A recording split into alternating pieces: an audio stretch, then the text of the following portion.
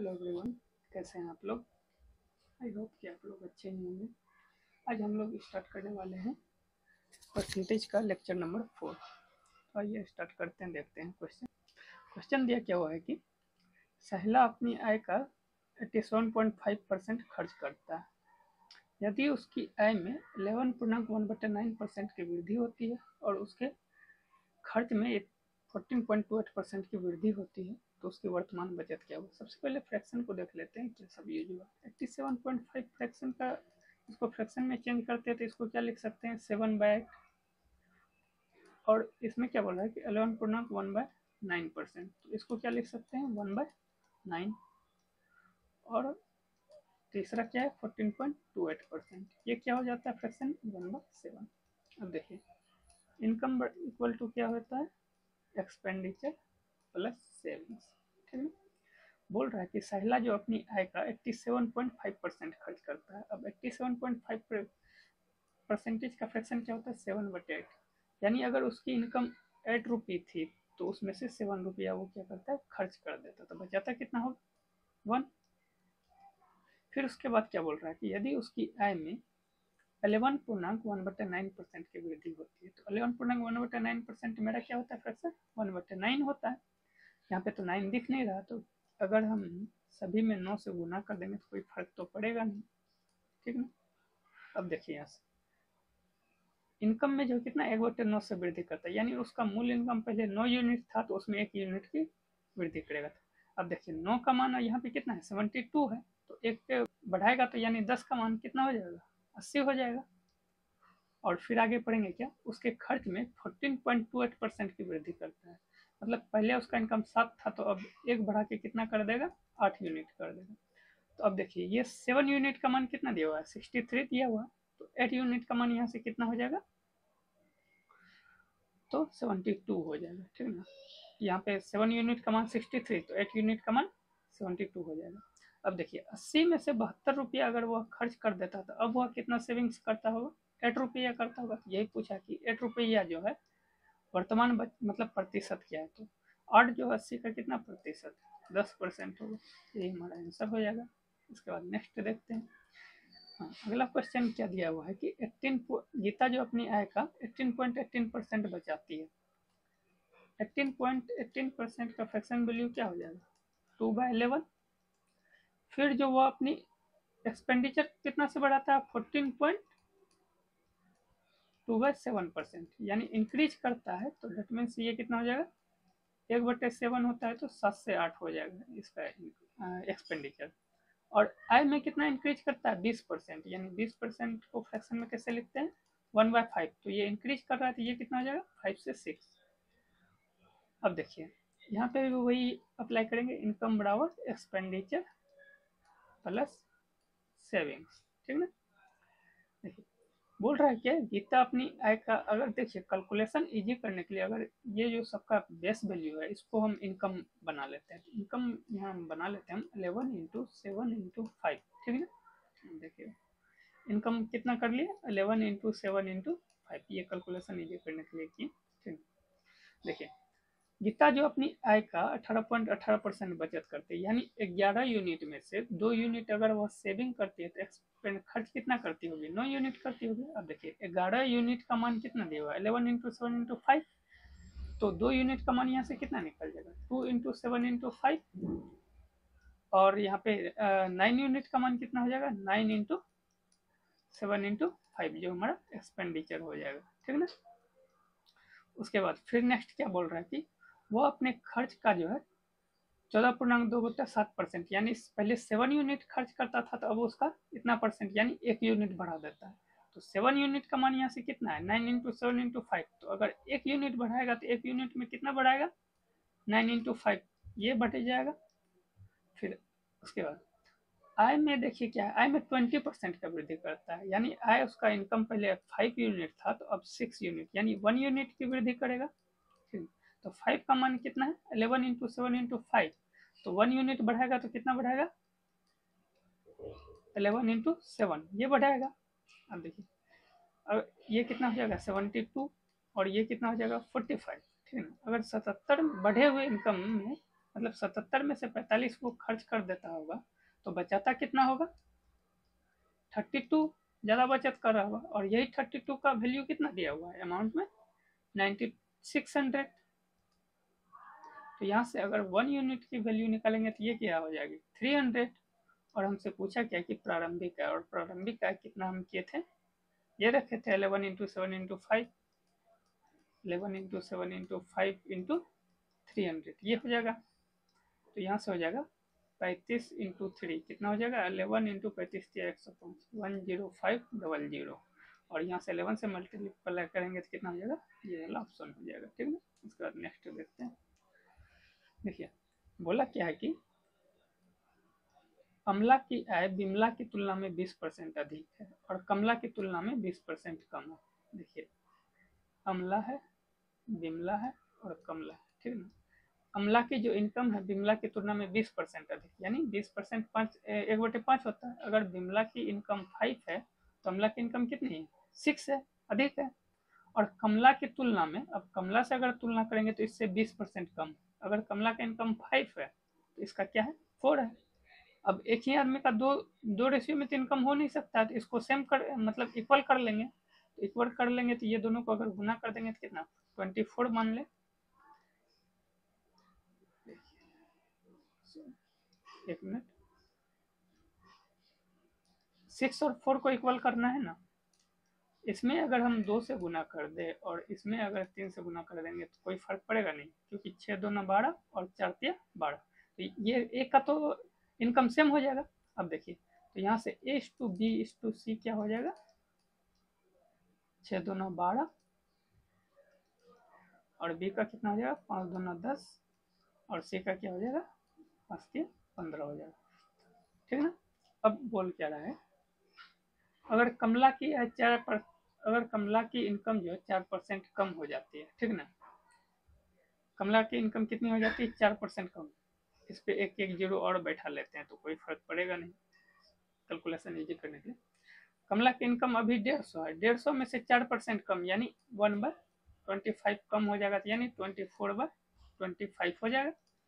तो यहाँ से अगर 24/25 करेंगे 150 का तो ये कितना हो जाएगा? तो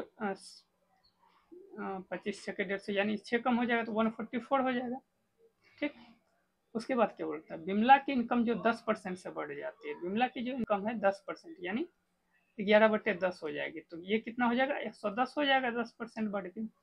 तो कमला की आय जो है बिमला से, कमला की आय बिमला से निकटतम कितने प्रतिशत अधिक हो जाएगी? तो ये देखिए कमला की जो है बिमला से कितने अधिक है? 34 है।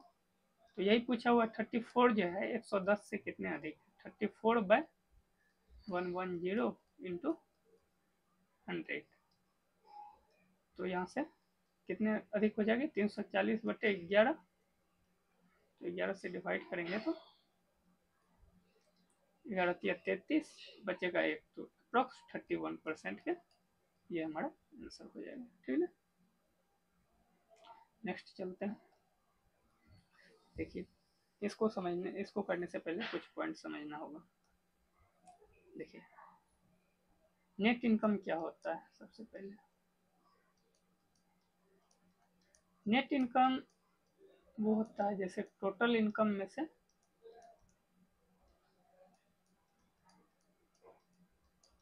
टैक्स अगर घटा दें, ये हमारा नेट इनकम प्राप्त।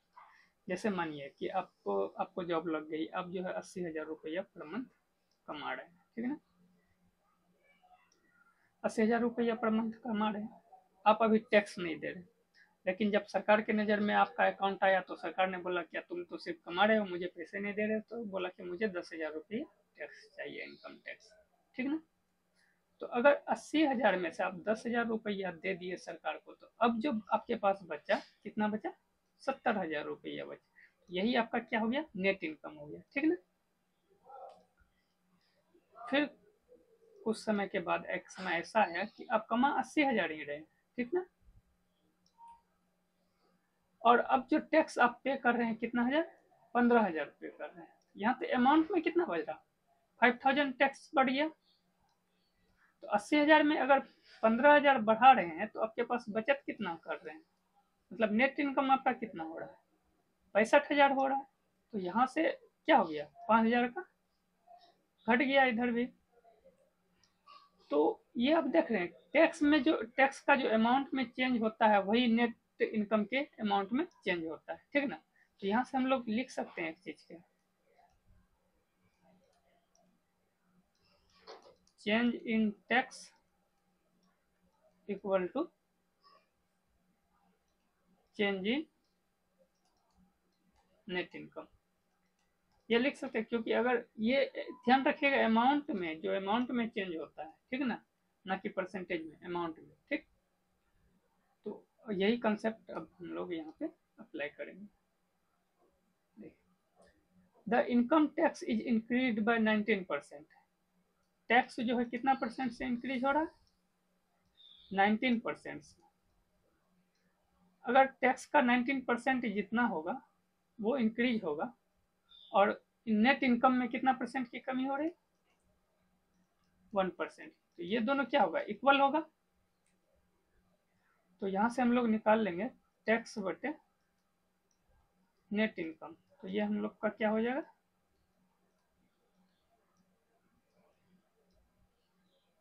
टैक्स बटे नेट इनकम हो जाएगा 1/19।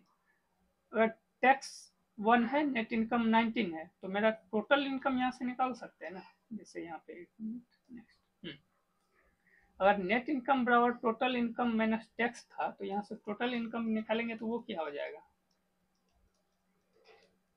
टोटल इनकम बराबर हो जाएगा नेट इनकम प्लस टैक्स, ये हो जाएगा। और रेट ऑफ टैक्स जो हम लोग कैलकुलेट करेंगे तो वो किस पर है, टैक्स बटे टोटल इनकम, इसी पे कैलकुलेट करेंगे। क्योंकि सरकार जो आपसे टैक्स ले रही है, टैक्स लेगी तो वो क्या आपके टोटल इनकम पे ही ना टैक्स लेगी, ये थोड़ी ना आपका नेट इनकम पे टैक्स लेगा। तो इसलिए रेट ऑफ टैक्स जो हम लोग कैलकुलेट करेंगे तो वो टैक्स बटे टोटल इनकम पे कैलकुलेट करेंगे, ठीक है ना। यहाँ से देखिए टैक्स आ गया, वो टैक्स और नेट इनकम का रेशियो 1/19 है, तो टोटल इनकम कितना हो जाएगा, यहाँ से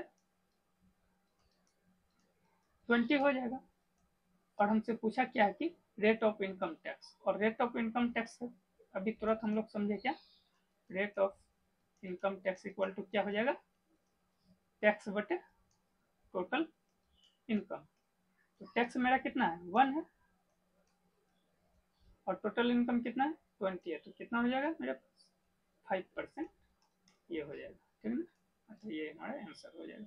इसके बाद अगला देखते हैं। और अगला क्वेश्चन क्या दिया हुआ है कि देखिए इनकम टैक्स, टैक्स में कितना परसेंट की वृद्धि हो रही है, 22% की। और नेट इनकम में कितना घट रहा है, 3%। तो यहाँ से टैक्स बटे नेट इनकम का रेशियो निकल जाएगा, कितना हो जाएगा, 3/22। और टोटल इनकम यहाँ से क्या हो जाएगा, 25। तो पूछा क्या है, रेट ऑफ इनकम टैक्स। तो रेट ऑफ इनकम टैक्स क्या हो जाएगा, टैक्स बटे टोटल इनकम, यही हो जाता है। तो टैक्स कितना है 3, और टोटल इनकम कितना मेरा 25। तो 3/25 कितना आ जाएगा, 12%। ये हमारा आंसर हो जाएगा, ठीक है। इसके बाद नेक्स्ट देखिए, अगला देखिए। बोला क्या गया है कि एक निश्चित गांव में वयस्क आबादी में 42% पुरुष और 24% महिलाएं शादीशुदा हैं।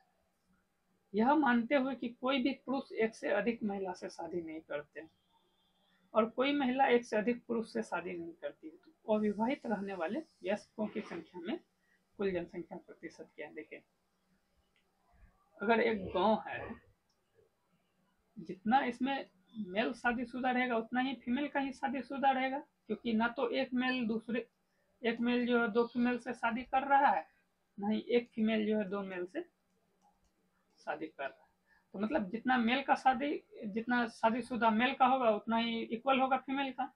तो वही यहाँ पे हम लोग को करना है। देखिए मेल का कितना परसेंट शादीशुदा है, 42%। तो मेल का 42% शादीशुदा है, तो फीमेल का कितना 20%। तो फीमेल का कितना 20%, ये इक्वल हो जाएगा। तो यहाँ से हम लोग मेल और फीमेल का रेशियो निकाल सकते थे। ये हो जाएगा कितने, 7 6 42। तो यहाँ से मेल और फीमेल का रेशियो क्या आ जाएगा, 4/7।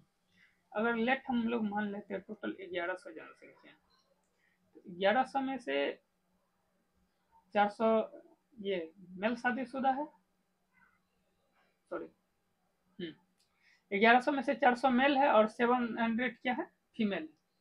अब 400 का 42% क्या है, शादीशुदा है, तो 400 का 42% यानी 168, और 700 का 24% कैलकुलेट करेंगे तो ये भी कितना हो जाएगा, 168 शादीशुदा है।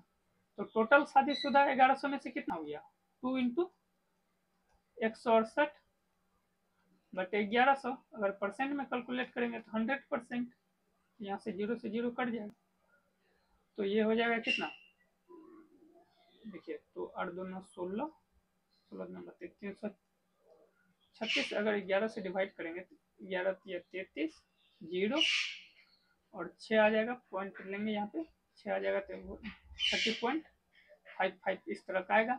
तो लेकिन हमसे पूछा क्या कि अविवाहित है, ये तो क्या है, ये मैरिड है, मैरिड का परसेंटेज निकला 30.55%। अब कोई भी जनसंख्या में टोटल आदमी होगा तो कितना, 100% होगा।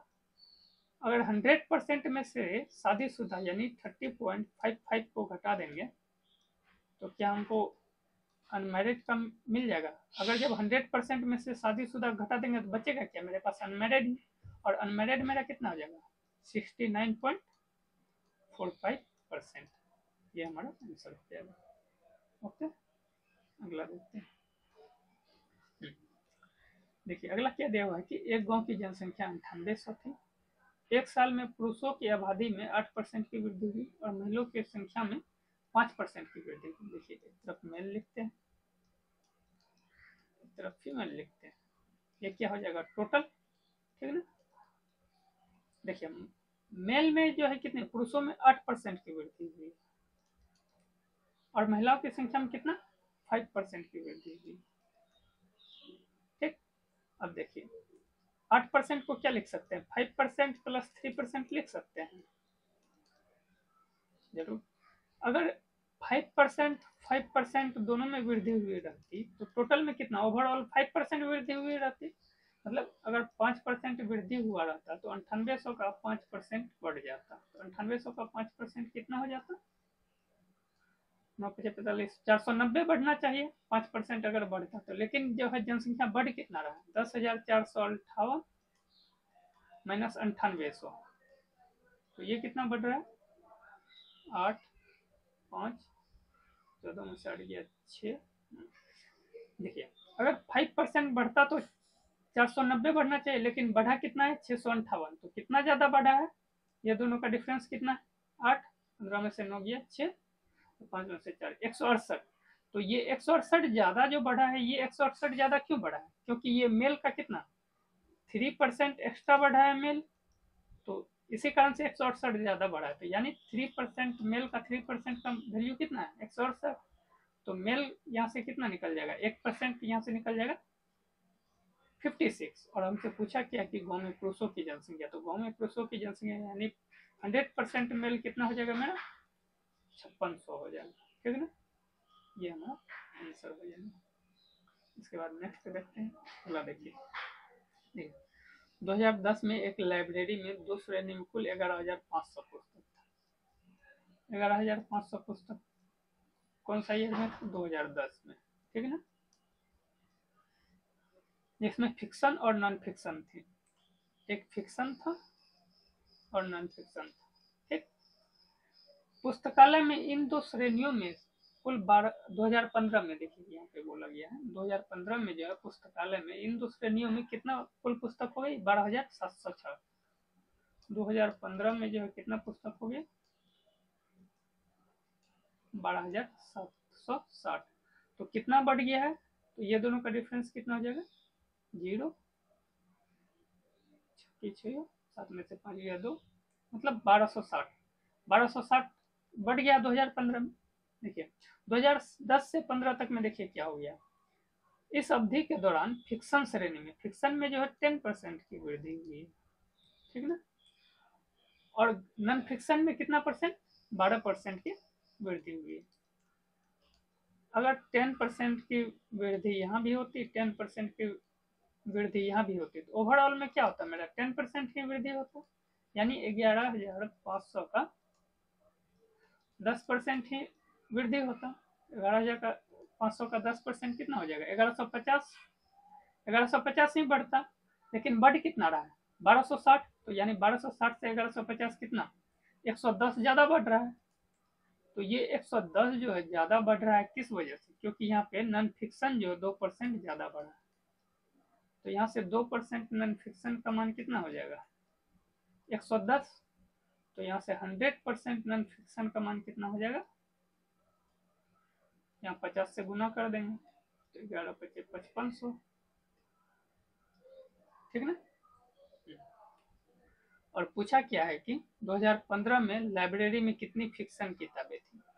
अगर 12,000, 2015 में टोटल बुक कितना था 12,760, और इसमें से 5500 अगर नॉन फिक्शन थी, सॉरी एक सेकेंड, यहाँ पे तो ये तो 2% निकाले किसका, ये तो 2010 का निकाले, ठीक ना। लेकिन 2010 के बाद इसमें कितना परसेंट बढ़ गया, तो 12% बढ़ा है। 5500 का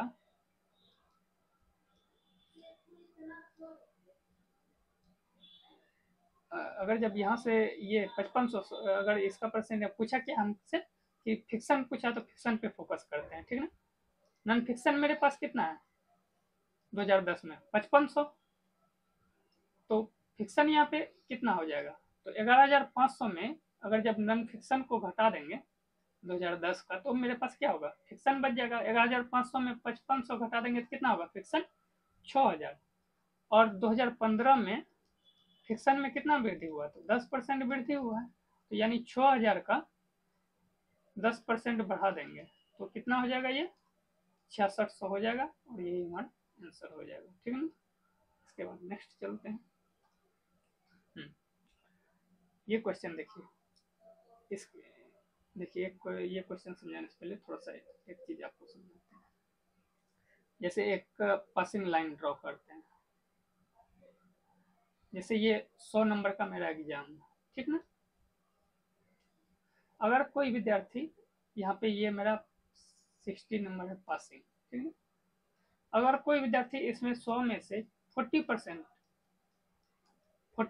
मार्क्स लाता है, तो वह कितने नंबर से 20 नंबर से फेल कर जाएगा, यानी ये पासिंग लाइन है यहाँ पे आना चाहिए, तो ये 40% लाया तो 20 नंबर, और अगर जब ये 70% लाएगा तो ये पास कर जाएगा। 70% लाएगा डेट मीन 70 नंबर लाया, तो यहाँ से कितना ज़्यादा लाया, तो 10 नंबर ज़्यादा लाया, और ये -20 नंबर, तो ये 70% हो गया। तो यहाँ से देखिए ये 40% है, ये 70%, यहाँ से यहाँ परसेंटेज में तो कितना चेंज है 30%, और संख्या में भी कितना चेंज है 30 का, तो यानी 30% बराबर 30 लिख सकते हैं, तो 30% बराबर 30, तो यानी 100% बराबर 100 हो जाएगा, और मेरा टोटल मार्क्स कितना था 100 ही माने थे, और ये तो कोई भी चीज़ का परसेंटेज 100% तो 100% ही होता है। अब एग्जाम ये देख लीजिए, इससे प्रीवियस क्वेश्चन बोला क्या है कि जैसे पहले हम लोग पासिंग लाइन ड्रॉ कर लेते हैं। यदि 35% उत्तीर्ण अंक है, ठीक ना, यहाँ पे 35% लिख दिए, ठीक।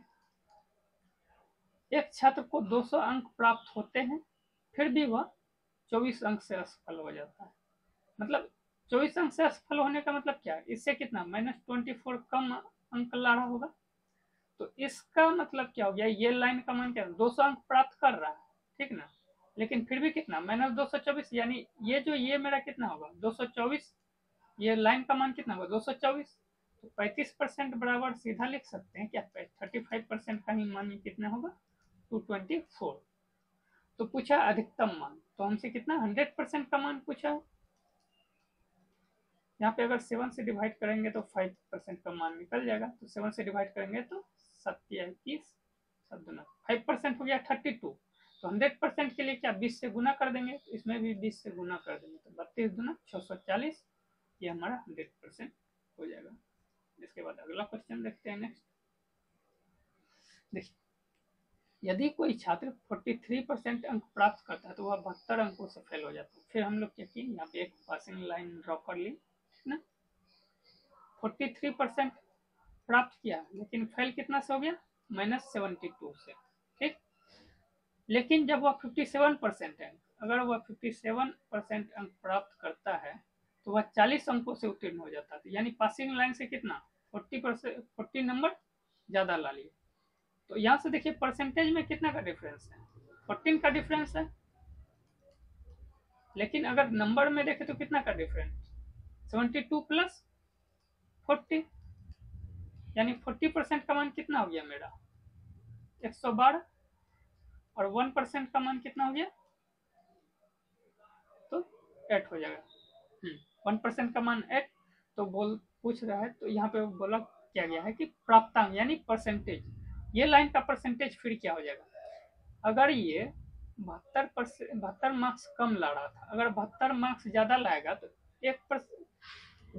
8 मार्क्स हो गया 1%, तो 72 मार्क्स कितने परसेंट, 9%, यानी 43% में अगर जब ये पास करना है, इस लाइन को टच करना है, तो 72 नंबर जोड़ेंगे या फिर 9% ऐड करेंगे, तो कितना हो जाएगा पासिंग मार्क्स मेरा 52। अगर हम यहाँ से भी निकालना चाहें 57% लाता है तो ये पासिंग लाइन से कितना 40 मार्क्स ज्यादा ला लेता है। अगर हमको यहाँ पे पहुंचना है तो ये 40 मार्क्स क्या करना पड़ेगा, कम करना पड़ेगा। अगर 8 मार्क्स मेरा कितना है 1%, तो 40 मार्क्स मेरा कितना हो जाएगा 5%, तो ये 40 कम करेंगे ना, तो 57% में से 40 मार्क्स कम यानी 5% माइनस कर देंगे, तो यहाँ से भी कितना आ गया मेरा पासिंग मार्क्स 52%, करेक्ट। उसके बाद अगला देखते हैं, ये देखिए मीना एक परीक्षा में 40% स्कोर करती है और समीक्षा के बाद भले ही उसका स्कोर 50% बढ़ जाता है, वह 35 अंकों से फेल हो जाती है। यदि उसका उत्तर समीक्षा स्कोर 20% बढ़ा है तो उसके पास उत्तीर्ण अंक से 7 अंक अधिक होंगे। परीक्षा उत्तीर्ण करने के लिए आवश्यक प्रतिशत देखें। मीना को पहले 40% अंक मिला, ठीक है, जब मतलब समीक्षा हुआ तो फिर इसका 20% बढ़ गया, तो इसका 50% बढ़ गया, 50% बढ़ गया, दैट मीन्स कि 20% और बढ़ गया, तो इसको कितना 60% हो गया होगा। उसके बाद 60% जब होता है तो ये फिर भी जो पासिंग लाइन से 60% प्राप्त करता है, फिर भी कितना -35 कम मिलता है, ठीक।